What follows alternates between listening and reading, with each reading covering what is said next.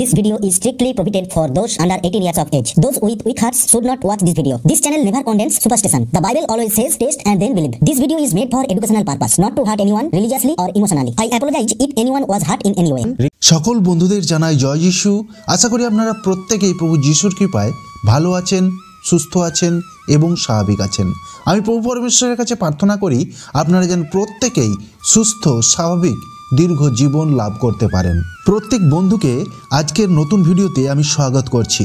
অনেক খ্রিস্ট বিশ্বাসী ভাই বোনেরা আছেন যারা ভাবেন যে খ্রিস্ট বিশ্বাসী হলে কি আমাদের ধনবান হওয়া চলে, আমরা কি ধনবান হতে পারি, বা খ্রিস্ট বিশ্বাসী যে সমস্ত ভাই বোনেরা আছেন যারা আর্থিক সমস্যার মধ্যে ভুগছেন তারা ভাবেন যে আমরা কিভাবে ধনী হতে পারবো। এই সমস্যার সমাধান এবং এই সমস্যার উত্তর আজকে আপনাদেরকে বাইবেল থেকে দেবো। আমি সৌরভ, আপনারা আছেন A to Z 007 learner SP চ্যানেলের সাথে। আমরা যদি মার্ক তার 10 অধ্যায় 25 পদ পড়ি তো সেখানে লেখা আছে, ঈশ্বরের রাজ্যে ধনবানের প্রবেশ করা অপেক্ষা বরং সূচির ছিদ্র দিয়া উটের যাওয়া সহজ। অর্থাৎ এখানে বলা হচ্ছে যারা অহংকারী ধনী ব্যক্তি তাদের কিন্তু স্বর্গের রাজ্যে যাওয়া অতি কষ্টসাধ্য। এক্ষেত্রে বলা হচ্ছে উদাহরণ দিয়ে যে একটি সূচের পেছনে যে ছিদ্র থাকে সেই ছিদ্র দিয়ে একটি উটের কিন্তু প্রবেশ করা সহজ একজন অহংকারী ধনবান ব্যক্তির স্বর্গের রাজ্য যাওয়ার অপেক্ষা। তাহলে খ্রিস্ট বিশ্বাসী ভাই বোনেরা আপনারা আমাকে কোশ্চেন করবেন, তাহলে কি একজন খ্রিস্ট বিশ্বাসীর ধনবান হওয়া উচিত নয়? তাহলে কি একজন খ্রিস্ট বিশ্বাসী ধনবান হতে পারেন না? একজন খ্রিস্ট বিশ্বাসী কি তার ভালো থাকার জন্য এবং তার সন্তানদেরকে ভালো রাখার জন্য, ভালো স্কুলে পড়ানোর জন্য এবং তাদের ভালো ভবিষ্যৎ দেওয়ার জন্য তাহলে কি সে ধন সংগ্রহ করতে পারে না? আজকে আমরা এই ভিডিওর মাধ্যমে সেই সম্পূর্ণ সত্যটা জানার চেষ্টা করব। আপনারা যদি ভিডিওটা শেষ অবধি দেখেন তাহলে এই সম্পর্কে আপনারা সম্পূর্ণরূপে জানতে পারবেন এবং বাইবেল আপনাকে কি বলে একজন ধনবান ব্যক্তি হওয়ার জন্য আপনার কি কি মেনে চলা উচিত সেই সম্পর্কেও এই ভিডিওর মাধ্যমে আমি বিস্তারিতভাবে আপনাদের সাথে আলোচনা করব। আপনারা ভিডিওটা লাস্ট পর্যন্ত দেখুন। আপনারা অবশ্যই জানতে পারবেন যে একজন গরিব থেকে একজন ব্যক্তি কিভাবে ধনবান হতে পারেন। দেখুন বন্ধুরা, এমন কিছু কিছু মানুষ আছেন যারা তাদের জীবন ধারণের জন্য সামান্য কিছু অর্থ এবং সামান্য কিছু পুঁজি হলেই তারা সন্তুষ্ট, তারা তাতেই নিজেদের জীবন ধারণ করে নিতে পারেন। দেখুন, কোনো ব্যক্তির মাসে হয়তো 10,000 টাকা ইনকাম, কোনো ব্যক্তির 15,000 টাকা ইনকাম, তারা সেই ইনকামের মধ্যেই নিজেদের জীবন ধারণটা সম্পূর্ণরূপে সাজিয়ে গুছিয়ে চালিয়ে নিতে চান। আবার দেখবেন কোনো মানুষ আছে তাদের জীবন ধারণের পদ্ধতি আলাদা। তারা ব্র্যান্ডেড জুতো পরতে চান, ব্র্যান্ডেড জামাকাপড় পরতে চান, ব্র্যান্ডেড জিনিসপত্র ইউজ করতে চান, অর্থাৎ তাদের জীবনটা ব্র্যান্ডের পেছনেই ছুটতে থাকেন। তাদের ব্র্যান্ডেড জিনিস ছাড়া তাদের পছন্দ হয় না। তাদের জীবন ধারণের স্টাইলটা তারা ব্র্যান্ডেডের মাধ্যমেই অতিবাহিত করতে চান এবং তাদের লাইফস্টাইলটা অনেক হাই স্ট্যাটাসের মধ্যে দিয়ে যায়। দেখুন বন্ধুরা, বড়লোক হওয়া ভুল কিছু নয়, কিন্তু অহংকারী বড়লোক হওয়া অবশ্যই ভুল। দেখুন বন্ধুরা, অনেক উদ্যোগপতি আছে, অনেক বিজনেসম্যান আছে যারা নিজেদের জীবনধারণ, তাদের লাইফস্টাইল এবং সব কিছু মেনটেন করার পরেও প্রভুর সেবগাই করেন, প্রভুর আরাধনা করেন। তাদের কাছে এই অর্থটা এমন কিছু বিষয়বস্তু নয়, তাদের জীবন ধারণের জন্যই তাদের অর্থটা ইনকাম। এবং তারা এমন উদ্যোগপতি ভারতবর্ষেও রয়েছে যারা নিজেদের আয়ের অনেকটা অংশই ভারতের উন্নতির জন্য লাগিয়ে দেন এবং তাদের সেই অর্থের প্রতি সেইরূপ লোভ এবং মোহ নেই। তারা ঈশ্বরের পথেও থাকেন এবং তারা উদ্যোগের পেছনেও থাকেন। আর এই সমস্ত উদ্যোগপতির জন্যই আজ আমাদের ভারত এত উন্নত এবং সমস্ত দেশের মধ্যে একটি নির্দিষ্ট স্থান গ্রহণ করেছে আজকে আমাদের ভারতবর্ষ। তাই অর্থ ইনকাম কিন্তু খারাপ কিছু নয়, ধনী হওয়াটা খারাপ কিছু নয়, কিন্তু অহংকারী ধনী হওয়াটা অবশ্যই খারাপ। এমন অনেক খ্রিস্ট বিশ্বাসীকে আপনারা দেখতে পাবেন যারা অনেক উদ্যোগপতি এবং যাদের আর্থিক ইনকাম অনেক বেশি, তাদের বড় বড় কাজ, বড় বড় কোম্পানি, অনেক আয় ইনকাম করেন, কিন্তু তাদের কাছে অর্থের থেকেও ঈশ্বর অনেক বেশি কাছের। অর্থাৎ তারা জীবন ধারণের জন্যই অর্থ ইনকাম করেন এবং তারা অনেক নিজেদের দান দশমাংশও ঈশ্বরের উদ্দেশ্যে দেন, ঈশ্বরের রাজ্য স্থাপনের জন্য তারা কিন্তু দেন। তারা ইনকাম তো করেন, তারা অনেক বেশি ইনকাম করেন, কিন্তু ঈশ্বরের কাছে তাদের সেই ধনের কোনোই মূল্য নেই। অর্থাৎ তাদের কাছে ঈশ্বরই বড়, তাদের সেই ঈশ্বরের থেকেও তাদের ধন সম্পদ কিন্তু তাদের কাছে বড় নয়। আমরা যদি মথি 6 অধ্যায় 33 পদ পড়ি তো সেখানে লেখা আছে, কিন্তু তোমরা প্রথমে তাহার রাজ্য ও তাহার ধার্মিকতার বিষয়ে চেষ্টা করো, তাহা হইলে এই সকল দ্রব্যও তোমাদিগকে দেওয়া হইবে। তাহলে এখানে কি বলছে? যে আমাদেরকে আমাদের জীবনের প্রথম লক্ষ্য হবে আমরা ধার্মিকতার সঙ্গে চলব এবং ধার্মিকতার রাজ্য প্রস্তুত করার চেষ্টা করব। আমরা যদি এই পথে চলি তাহলে আমাদের জীবন ধারণের জন্য যা যা প্রয়োজন, আমাদের যা যা আমরা চাই, তা কিন্তু পরমেশ্বর আমাদেরকে দেবেন। এই প্রতিশ্রুতি তিনি আমাদেরকে দিয়েছেন। তাহলে বন্ধুরা, সবার আগে আমাদেরকে পরমেশ্বরের সম্পর্কে জানতে হবে, যিনি এই গোটা জগৎকে বানিয়েছেন, যিনি এই গোটা জগতের সৃষ্টিকর্তা। পরমেশ্বরের কাছে এই সমস্ত জিনিসগুলো, ধন দৌলত, গাড়ি ঘোড়া, এগুলো কি? এগুলো চাইলে পরমেশ্বর আপনাকে একটা চুটকির মধ্যে, একটা সেকেন্ডের মধ্যে আপনাকে কিন্তু এই সমস্ত কিছু দিতে পারেন। তার পক্ষে এগুলো সব সম্ভব। আপনাকে চাইলে তিনি অনেক কিছু দিয়ে দিতে পারেন। তার জন্য আপনাকে যোগ্য হতে হবে। আপনাকে যোগ্য হতে হবে সেই সমস্ত জিনিস পাওয়ার জন্য। আপনাকে যা দেবে সেগুলো আপনাকে যোগ্যতা সম্পন্ন হয়ে সেগুলো নিতে হবে আপনাকে। ধরে নিন আপনার বাড়িতে এমন একজন ব্যক্তি আছে যে প্রচণ্ড পরিমাণে নেশা করে এবং নেশা করে বাড়িতে এসে অত্যাচার করে, মারপিট করে, গণ্ডগোল করে। সেই ব্যক্তি যদি তার পিতাকে বলে যে পিতা, আমাকে আমার যা সম্পত্তি রয়েছে তা সমস্ত কিছু আপনি আপনার নাম থেকে আমার নামে করে দিন, তখন সেই পিতা কি সেই সন্তানকে সমস্ত কিছু তার নামে করে দেবে? আপনার কি মনে হয় করে দেবে? না। কেন করবে না? কারণ সে যদি তার সন্তানকে তার সমস্ত প্রপার্টি, সম্পত্তি যদি দিয়ে দেয়, তাহলে সে তার নিজের আয়াসী, মদ এবং বিভিন্ন রকম নেশা বা নিজস্ব লাইফস্টাইলের জন্য সেই সমস্ত অর্থ সম্পদ সে কিন্তু নষ্ট করে দেবে। তাই তার পিতা কিন্তু অযোগ্য হাতে তার সমস্ত সম্পত্তির দায়িত্ব কখনোই তুলে দেবে না। তাহলে একবার ভেবে দেখুন, আজকালকার যে সমস্ত মানুষ, তারা কি এই সব আয়াসী বা নিজের লাইফস্টাইল এনজয় থেকে আলাদা? এই সমস্ত মানুষগুলোর জন্য পরমেশ্বরের কাছে যোগ্য হওয়া দরকার। আপনি যদি একটা 10 টাকার নোট রাস্তার মধ্যে ফেলে দেন, তো আপনি চোখের নিমিষের মধ্যে দেখবেন সেই 10 টাকার নোটটা কোথা দিয়ে কে উড়িয়ে নিয়ে চলে গেছে। কেন না? মানুষ এখন ব্যক্তিকেন্দ্রিক, স্বার্থকেন্দ্রিক। এখন মানুষের কাছে নিজের স্বার্থ বা নিজস্ব ব্যক্তিত্বটাই সবার আগে মানুষ বড় করে দেখে। মানুষের মধ্যে মায়া, দয়া, মমতা, করুণা এগুলো কিন্তু একেবারেই নষ্ট হয়ে গেছে। মানুষ শুধু স্বার্থকেন্দ্রিক হয়ে গেছে। মানুষের কাছে নিজের স্বার্থটাই সবার আগে নিজের চোখে পড়ে।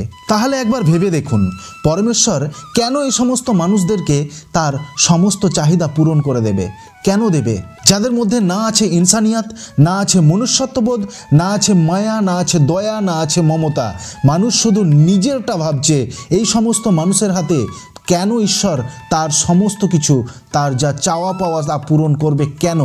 বন্ধুরা, আপনারা অবশ্যই দেখবেন যারা গরিব, যারা অসহায়, যাদের দুবেলা দুমুঠো খাওয়ার অন্য সংস্থান নেই, যারা নিজেদের অসহায়তায়, দুর্বলতায় ভুগছে, আপনারা দেখবেন তাদের উপরেই মানুষ কিন্তু অত্যাচার করে বেরিয়ে যায়, তাদের উপরেই তাদের কর্তৃত্ব ফলায়। আর সেই অসহায় ব্যক্তিটা, তার কাছে সহ্য করা ছাড়া আর কোনোই পথ থাকে না।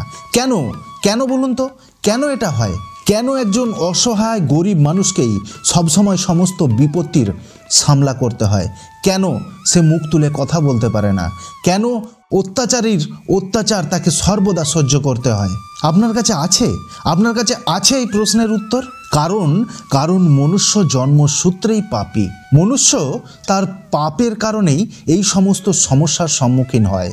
প্রভু যীশু খ্রিস্ট আমাদের জন্যই রক্ত ঝরিয়েছিলেন, প্রাণ দিয়েছিলেন, যাতে আমরা সুখী হই, যাতে আমাদের পাপের বোঝা কমে, যাতে আমরা মন ফিরিয়ে, মন পরিবর্তন করে পাপ থেকে আমাদের পরিত্রাণের রাস্তায় আসতে পারি।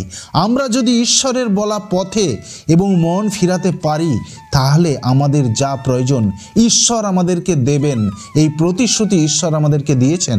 এই সব পাওয়ার জন্য সবার আগে আমাদেরকে ধার্মিক হতে হবে, ধার্মিকতার রাজ্য স্থাপন করতে হবে। অনেকে ভাবেন সবথেকে বড় কথা হলো ধর্মই যদি বড় কথা হতো, তাহলে আজকে ধর্মের নামে এত মারামারি, এত হানাহানি, এত কাটাকাটি কেন? ধার্মিকতা যদি থাকে তাহলে কিন্তু মানুষে মানুষে প্রেম ভালোবাসা হবে, মানুষে মানুষে প্রেম ভালোবাসা বিনিময় হবে। ধার্মিকতায় আপনার ধর্মের রাজ্য স্থাপন হবে। ধর্ম যদি বড় হতো তাহলে এত মারামারি, হানাহানি, কাটাকাটি হতো না। তাই সবার আগে আমাদেরকে ধার্মিকতার রাজ্য স্থাপন করার দিকে লক্ষ্যপাত করতে হবে। বন্ধুরা, আমি আগেও বলেছি, এখনও বলছি, ধর্ম কিন্তু আমাদের এই রক্ত মাংসের শরীরেরই হয়। আত্মার কিন্তু কোনো ধর্ম হয় না। আত্মাকে ধর্মের ভাগে ভাগ করা যায় না। আত্মার একটাই লক্ষ্য থাকে, সেটা হচ্ছে পরমেশ্বরের কাছে পৌঁছানো। বন্ধুরা, যারা ধন সম্পদকে বড় করে মানে তারা পরমেশ্বরকে বড় করে মানে না। তারা ধন সম্পদের কাছে পরমেশ্বরকে অনেক ছোট করে দেখে। অর্থাৎ তারা যে কোনো উপায়ে, যে কোনো পদ্ধতিতে ধন সম্পদ কামানোর উপরেই বিশ্বাস রাখে। পরমেশ্বরের উপর তাদের বিশ্বাস সেইভাবে শক্তপোক্ত হয় না। কিন্তু যারা ধন সম্পদের থেকেও পরমেশ্বরকে বড় বলে মানেন, তাদের কাছে হাজারো রাস্তা খোলা আছে। পরমেশ্বর হাজারো রাস্তা খুলে দিতে পারেন তাদের ধন সম্পদ আহরণের জন্য। পরমেশ্বর এই জগতে হাজারো লাখো করোড়ো জীবকে তার ভোজন দেন। তাহলে কি আপনাকে আমাকে ভোজন দেবেন না পরমেশ্বর? আমার এবং আপনার সঙ্গে কি ভেদভাব করবে পরমেশ্বর? কিন্তু সমস্যাটা কোথায় জানেন? মানুষের মনের মধ্যে একটা লোভ বাসা বেঁধে রয়েছে। আর এই লোভের কারণে পরমেশ্বর যখন কাউকে সাইকেল দেয় তখন সে বলে আমাকে একটা মোটর সাইকেল দিতে, এবং যখন সে সেই মোটর সাইকেলটা পায় তখন ভাবে আমার একটা গাড়ি চাই। যখন সে গাড়িটাও পেয়ে যায় তখন সে চায় আমার একটা হেলিকপ্টার চাই। আর এই লোভ মানুষের কোনোদিনই শেষ হয় না। মানুষের লোভ সময়ের সাথে সাথে বাড়তে থাকে। মানুষ লোভের বশবর্তী হয়ে যায়। এই কারণেই একজন মানুষ পরমেশ্বর থেকে দূরে সরে যায় এবং সে ধনসম্পদের দিকে এগিয়ে যায়। ধনসম্পদই তার কাছে মূল সম্পদ হয়ে দাঁড়ায়। পরমেশ্বরের অস্তিত্ব তার কাছে কিছুই থাকে না। মথি 6:24 পরমেশ্বর বলেছেন, কেহই দুই কর্তার দাসত্ব করিতে পারে না, কেননা সে হয়তো একজনকে দেশ করিবে আর একজনকে প্রেম করিবে, নয়তো একজনের প্রতি অনুরক্ত হইবে আর একজনকে তুচ্ছ করিবে।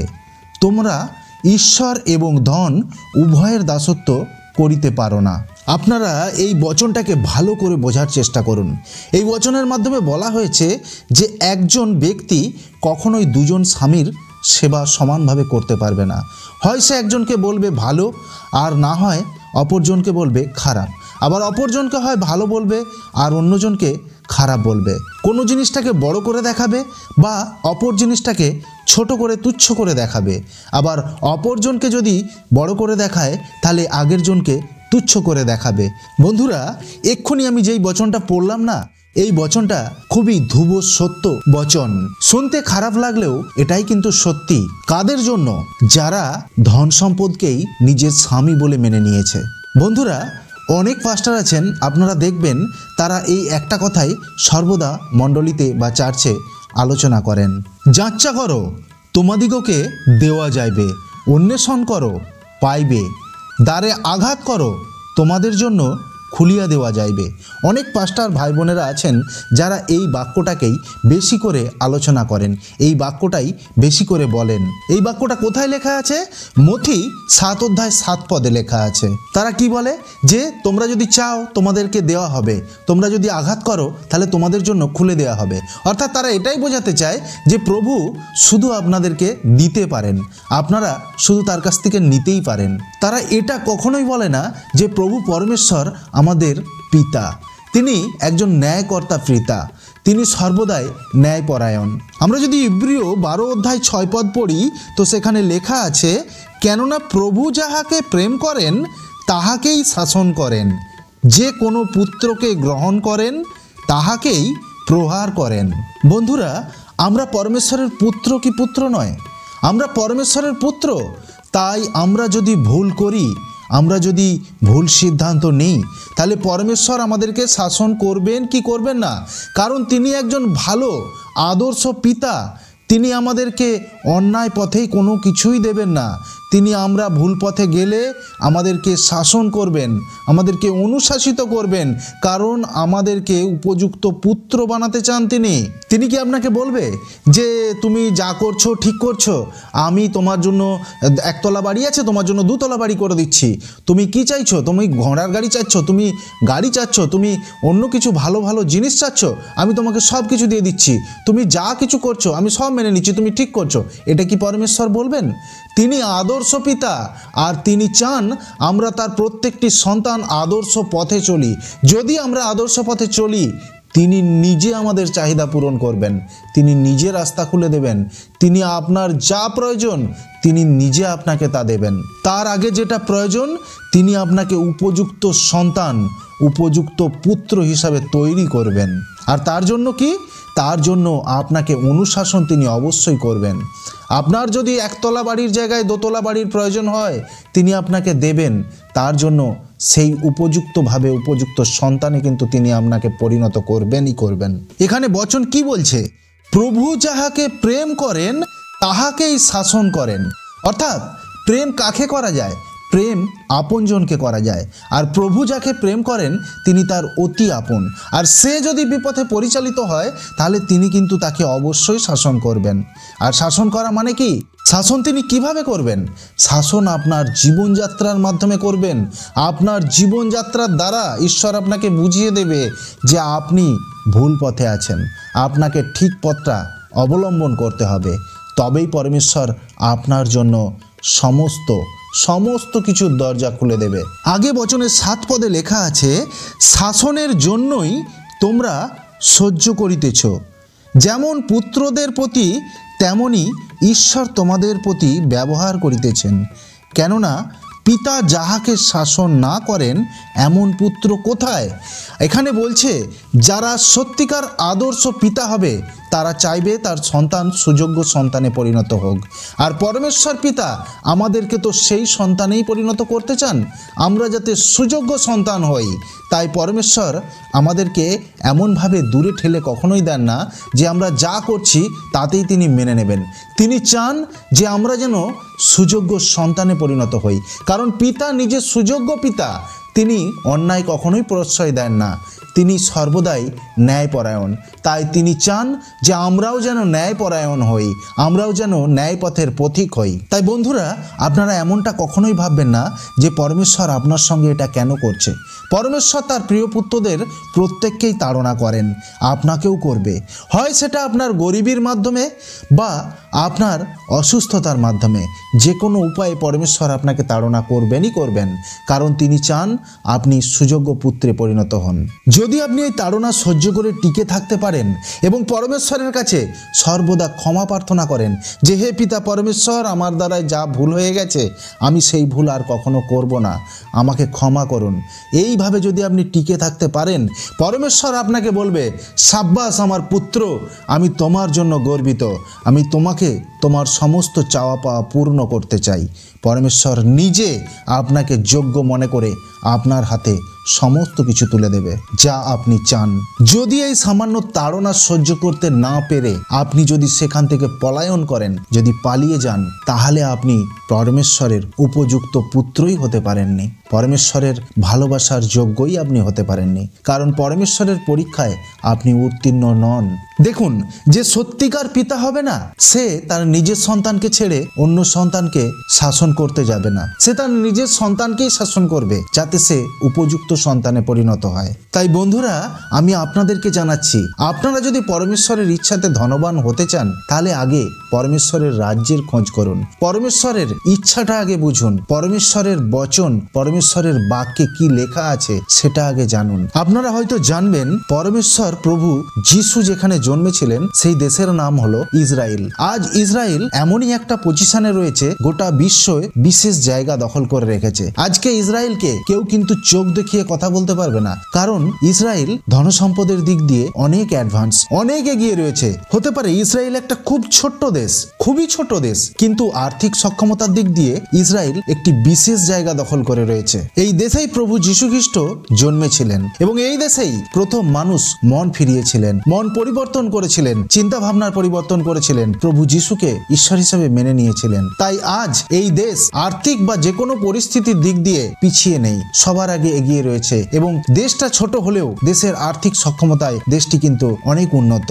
আমরা যদি প্রথম তিমথিয় 6 অধ্যায় 10 পদ পড়ি তো সেখানে লেখা আছে, কেননা ধনাসক্তি সকল মন্দের একটা মূল, তাহাতে রত হওয়াতে কত লোক বিশ্বাস হইতে বিপদগামী হইয়াছে এবং অনেক যাতনারূপ কণ্টকে আপনারা আপনাদিগকে বিদ্ধ করিয়াছে। তাই বিশ্বাসী ভাই বোনেদের কাছে আমার অনুরোধ, পরমেশ্বরকে ছেড়ে কখনোই চলে যাবেন না। পরমেশ্বর যদি আপনাকে ছেড়ে চলে যান না, তাহলে আপনি চারিদিকে শুধু অন্ধকার দেখবেন। আর শুধু শুধু অর্থের মোহে নিজের জীবনকে বিপন্ন করবেন না। অর্থের লোভে, অর্থের মোহে পড়ে নিজের জীবনকে বিপন্ন করলে এখানে বলা হচ্ছে যে আপনার জীবন কণ্টকাময় হয়ে যাবে, অর্থাৎ জ্বালা যন্ত্রণায় আপনার জীবন যাতনাপূর্ণ হয়ে যাবে। তাই শুধুমাত্র অর্থের লোভে, কামনার লোভে, সুখ স্বাচ্ছন্দ্যের লোভে নিজের জীবনকে ঈশ্বরের থেকে দূরে নিয়ে গেলে আপনি তাতে শান্তি কখনোই পাবেন না। ঈশ্বরের পথে থাকলে ঈশ্বর আপনাকে যে শান্তি দেবে, যে ধনসম্পদ দেবে, তা আপনার কাছে কুলিয়েও অনেক বেশি হবে। তাই ঈশ্বরের রাজ্য স্থাপনে মনোনিবেশ করুন,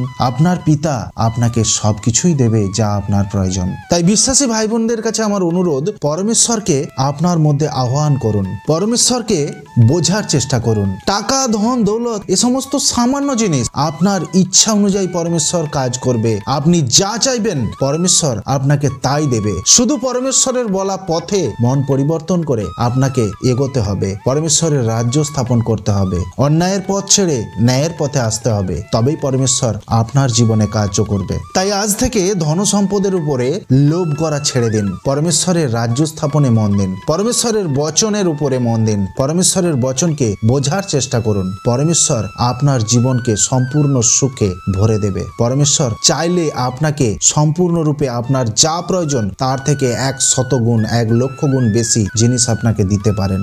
সব থেকে বড় কথা এবং ইম্পর্টেন্ট কথা যে আমরা যদি কোনো কিছু জিনিস ফ্রিতে পেয়ে যাই বা বিনা পরিশ্রমে পেয়ে যাই, তাহলে কিন্তু সেই জিনিসের গুরুত্বটা আমরা কিন্তু কখনোই বুঝতে পারবো না। তাই জন্য আপনাকে পরমেশ্বর যাচাই করে, পরখ করে আপনাকে যোগ্য বানিয়ে সেই ধন দৌলতের মালিক করবে। কারণ যাতে আপনি সেই ধন দৌলতের উপযুক্ত অর্থটা বুঝতে পারেন এবং উপযুক্ত মর্যাদা দেন, যাতে আপনি অপচয় না করেন, যাতে আপনি নষ্ট না করেন এবং ধন দৌলতের উপযুক্ত জায়গায় ব্যবহার করেন। তাই জন্য পরমেশ্বর আপনাকে আগে উপযুক্ত বানাবে এবং তারপরেই ধন দৌলত আপনার ভান্ডারে ভরে দেবে। আপনি যা চাইবেন পরমেশ্বর আপনাকে তাই দেবেন, যাতে আপনার কোনো অভাব না থাকে। তাই কর্মঠ হন। বসে থাকলে আপনার জীবন বদলাবে না। আপনাকে কাজের উদ্দেশ্যে বেরিয়ে যেতে হবে, আপনাকে কাজ করে যেতে হবে, আর আপনাকে আপনার মন পরিবর্তন করে ঈশ্বরের রাজ্য স্থাপনে মন দিতে হবে। আর আপনার লক্ষ্য স্থির রেখে আপনাকে কিন্তু কর্ম করতে হবে। পরমেশ্বর বাকি দায়িত্বটা নিজে নিয়ে